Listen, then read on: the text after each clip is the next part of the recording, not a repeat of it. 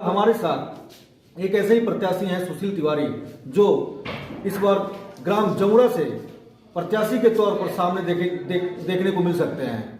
हम उनसे जानने की कोशिश करते हैं कि आखिर वो जमुरा गांव में उनके किस एजेंडे के तहत वो चुनाव लड़ेंगे, विकास को लेकर, उस क्षेत्र के विकास को लेकर उनका क्या एजेंडा रहेगा।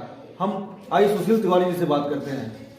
सुशील जी, हमें सबसे पहले ये बताइए कि आप जमुरा गांव में इस बार प्रत्याशी के तौर पर देखे जा रहे हैं, जनता के बीच में आप अभी से ही सक्रिय दिख रहे हैं। जी सर। आप पंचायत चुनाव को लेकर आप जिस तरीके से दावेदारी ठोक रहे हैं, क्या एजेंडा रहेगा आपका जनता के बीच, आप क्या मैसेज देना चाहेंगे? सर, मेरा पहला एजेंडा ये रहेगा कि मैं गांव के विकास के बारे में सोच रहा हूँ। अभी तक पिछले कई वर्षों से विकास के नाम पे लोग छलावा करते आए। किसी भी प्रकार की न गली खंजा, न मेडिकल, स्वास्थ्य संबंधी या पढ़ाई लिखाई संबंधी कोई भी चीज़ अच्छी तरह से गांव में डेवलप नहीं हो पाई। तो हम चाहते हैं कि नौजवानों की एक बार सरकार बने और सरकार बनने के बाद जितना भी हो सके गांव का ज़्यादा से ज़्यादा विकास किया जा सके। और उसके बाद गांव में सड़कों की हालत, गलियों की हालत इतनी बुरी है कि आप दिन में जा नहीं सकते, रात की तो बात छोड़िए। तो हमारा मेन मकसद है कि गांव में अगर प्रधानी में जनता अगर सहयोग करती है हमारा, तो हम सबसे पहले गांव के विकास के बारे में सोचेंगे।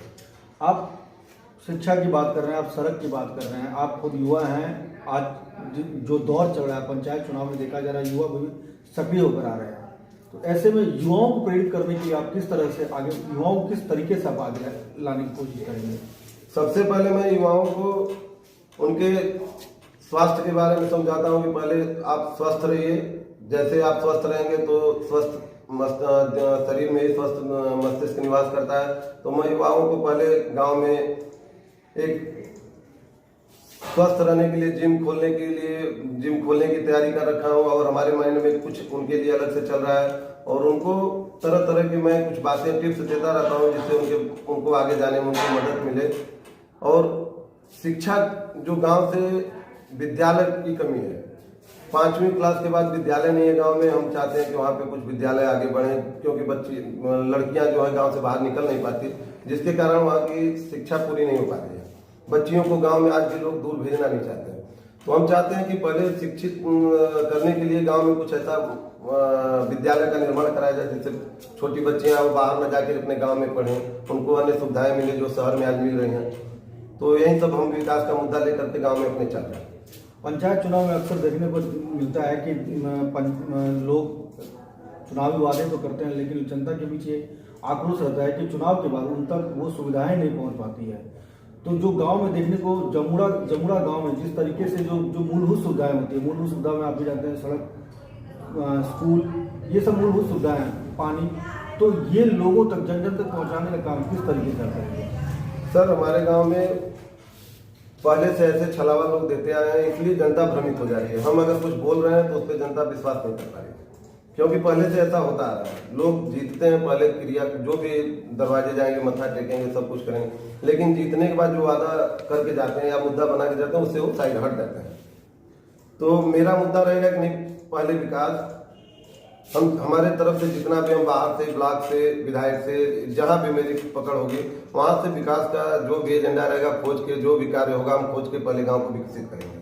आप चुनाव में 5 ऐसी चीजें बताइए जो जनता के बीच में, जो जनता के लिए बहुत जरूरी है, उन तक पहुंचाएंगे आप 5 प्रमुख वो बातें बताइए जनता को। सर, मेरा पहला मुद्दा है कि गांव में हॉस्पिटल की कमी है, कोई भी फर्स्ट एड के लिए कोई सुविधा नहीं है। तो मैंने गांव में कैसे बोल रखा है कि अगर कुछ ऐसी स्कीम आती है तो पहले मैं जो डिलीवरी के लिए सरकार की योजना है, लेकिन उसके बाद भी वहाँ पे एम्बुलेंस नहीं पहुँच पाती, तो मैं एक गांव के लिए पर्सनल एम्बुलेंस की व्यवस्था करवाने का सोच रखा हूँ।